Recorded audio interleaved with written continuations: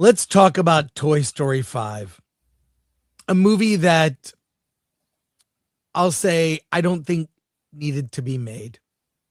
I think this film with Lily Pad being the new toy to rival the other toys,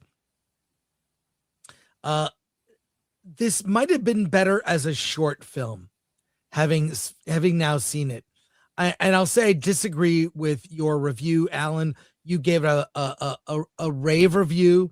You said it was going to make $1 billion. And I half agree with you. I do think it'll make $1 billion because worse animated films have made $1 billion. Zootopia 2, other films, I think are just lesser movies. I just think this is unnecessary. I feel like the fact that Woody was kind of sidelined as like a side character in this.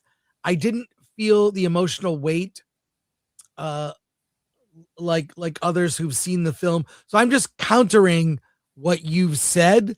While I agree it's going to make $1 billion, I was not really into it. The best part of the movie is Lily, the lily pad, who, when the character goes lost at a certain point, out of her own shame that she made Bonnie feel bad over some bullying that happened over the pond or whatever, the over little tech, yeah, over tech, right? I like the idea of the toys dealing with how do they deal now and compete with tech. People don't. The opening of the movie, I was there. Yeah. When they're looking at all the homes and it's like it's happening everywhere. Toys, kids don't play with toys. And this is true in the toy business. The business itself, sales, I mean, you look at sales of toys, it's all about pads and video games. That's it. That's what kids deal with. They're not into as much of the tactile toys. But I'll say I wasn't as blown away as you were with it. I like the themes, but I feel like it's so thin. Did it need to be an hour and 42 minutes? I felt like it would have made a great 10-minute, 20-minute short. They used to do shorts. Mm-hmm. These little shorts with these characters. Even with the Toy Story characters, they made. Yeah, they made shorts. I wasn't as blown away as you were. We haven't gotten into spoilers yet. I'm not sure how much people care, but again, I was waiting for the movie to get going. It never got going for me. Now, I have to admit, I did see a 3:00 show because I had to see another movie, and it was a crowd of mostly kids. Mm-hmm. There were kids and parents, which is the audience. And how did they respond to the movie? They loved it and clapped at the end. Yeah. They loved it. They clapped at the end. Okay. I could hear little kids crying and talking here and there, but that's what I'd show. There were kids crying in my theater too. It was a 3:00 show. I knew there'd be kids there, but they clapped at the end. They loved it. Lily Pad is now part of the family. I think we'll see a 6 that will complete the trilogy for Bonnie. I think that's what this will do. And, maybe we'll see further adventures with Lily Pad. I just wasn't as emotionally invested as I was in previous Toy Stories. I really think the third one was the best end. And I really wonder, like, at what point does a series of movies like actually hurt the brand? I do know that there's statistics on this. Sales of previous movies in the series. So when a new movie comes out, whether it's a Toy Story 5 or name a part 3 or 4 or 5 of anything, the previous movies get a bump in sales on VOD, interest in streaming. Like, it increases the value of the past library. But as we saw with Star Wars, people are more interested in the classic films than what's happening with this now. Let me ask you a question about what you just said. Does Toy Story 5 ruin the first 3 movies? I'll say this. It doesn't. It's a new story to me. It's a continuation. It's a new chapter. Right. But when you compare it to the Star Wars sequels, when you compare it to things like Starfleet Academy, those ruined the originals. Yeah. Toy Story 5 doesn't. It's just the continuation. And I said it in my review, and I'll say it now.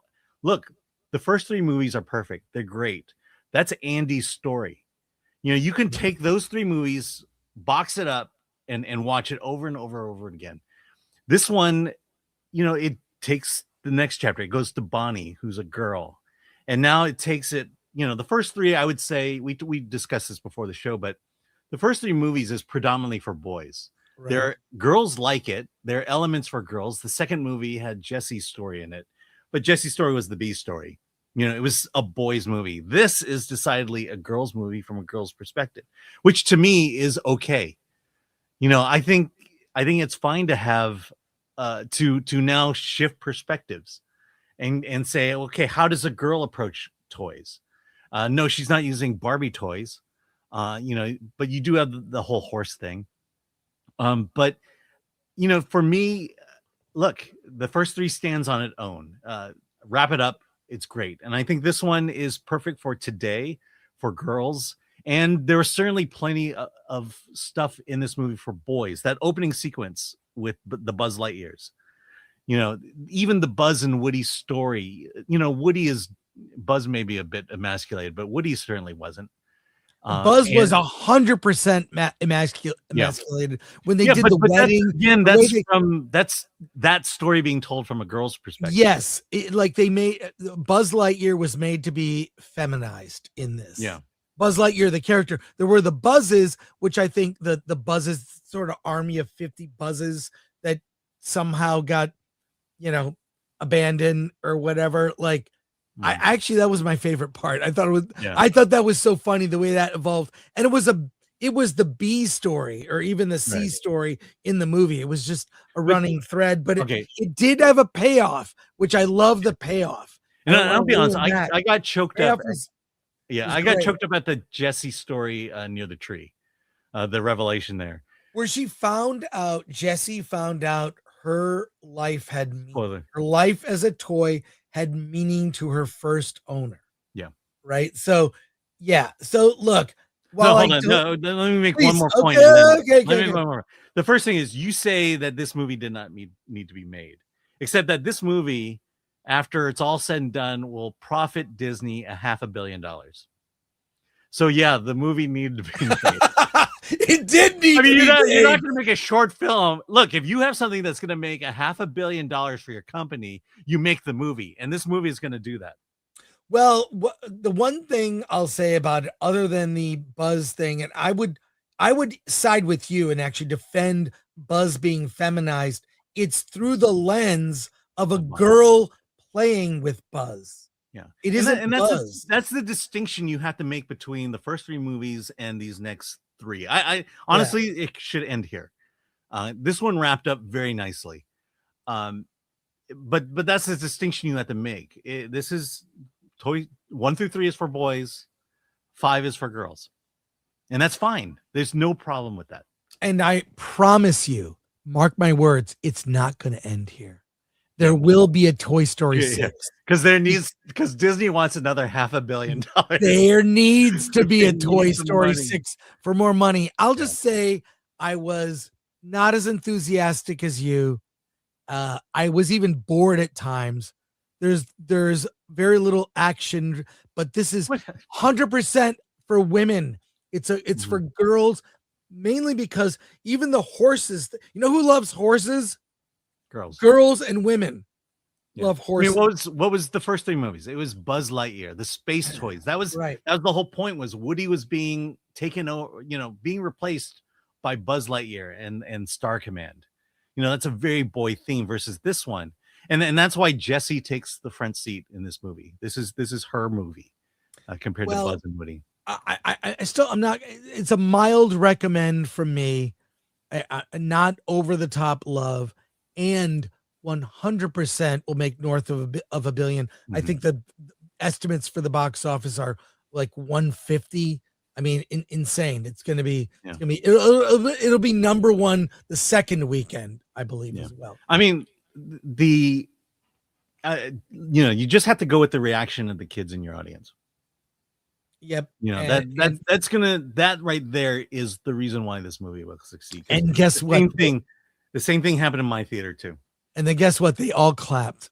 Mm-hmm. All clapped. And the audience I saw it with were paying customers. Yeah. So guess what? They're gonna see it again. They will 100% see it again.